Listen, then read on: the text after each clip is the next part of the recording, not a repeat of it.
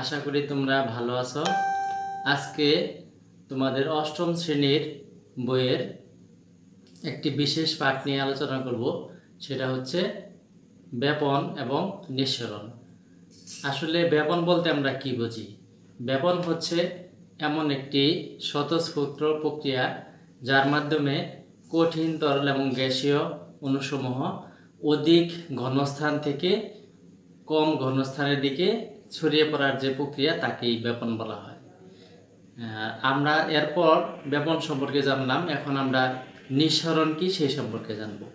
নিঃসরণ হচ্ছে ব্যাপনের মতো একটি প্রক্রিয়া, কিন্তু এখানে গ্যাসীয় পদার্থের ক্ষেত্রে এটা হয়ে থাকে।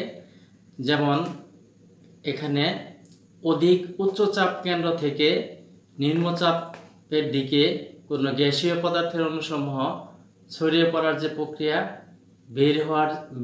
বের হওয়ার যে প্রক্রিয়া, অধিক চাপ থেকে কম চাপের দিকে যে বের হয়ে আসে, সে বের হয়ে আসার প্রক্রিয়াটাই হলো নিঃসরণ।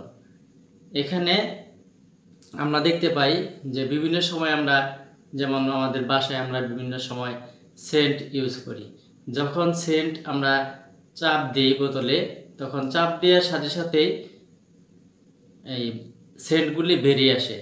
এখানে যে বেরিয়ে আসলো শব্দ করে, সে বেরিয়ে আসার প্রক্রিয়াটা হলো নিঃসরণ। আর যখন সেটা ছড়িয়ে পড়বে, আমরা গন্ধ পাবো। হয়তো একজনে সেন্ট ব্যবহার করছে, অন্য জায়গা থেকে আমরা একটু দূর থেকে সেটা গন্ধ পাই একটু পরে, সেটাই হলো ব্যাপন। আজকে আমরা কঠিন পদার্থের এবং তরল পদার্থের ব্যাপন তোমাদের একটি পরীক্ষার মধ্যে আমি দেখাচ্ছি। সেটা হচ্ছে, আমরা একটি গ্লাসে কিছু পরিমাণ পানি নিয়ে নিলাম। এই পানির মধ্যে আমরা পটাশিয়াম পারম্যাঙ্গানেট কঠিন পদার্থ, এটা আমরা অল্প একটু দিয়ে দিই। দেখা যাচ্ছে গ্লাসের পানি আস্তে আস্তে রঙিন বর্ণ ধারণ করছে এবং সম্পূর্ণ পানি আস্তে আস্তে আস্তে আস্তে রঙিন হয়ে যাচ্ছে।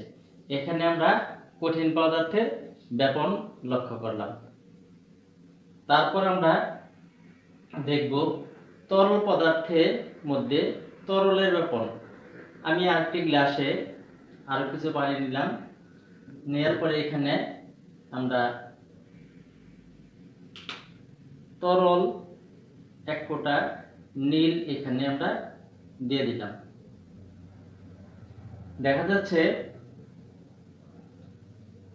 নীলটা কিন্তু আস্তে আস্তে আস্তে পানির মধ্যে ছড়িয়ে পড়ছে। আমরা কোনো নাড়াচাড়া কিছু করবো না, এখানে রেখে দিই। দেখা যাবে আস্তে আস্তে সম্পূর্ণ পানি নীলে পরিণত হবে। তার মানে এখানে আমরা দেখতে পেলাম যে তরল পদার্থের মধ্যে তরল ব্যাপন হচ্ছে। তো আজকে আমরা এই পাঠ থেকে শিখলাম যে ব্যাপন এবং নিঃসরণ কি এবং কিভাবে সেটা বিভিন্ন পদার্থের মধ্যে ব্যাপন হয় সেই বিষয়ে জানতে পারলাম। তো পরবর্তী ক্লাস তোমাদের জন্য আবার নতুন বিষয় নিয়ে আসবো। ধন্যবাদ সবাইকে। আসসালামু আলাইকুম।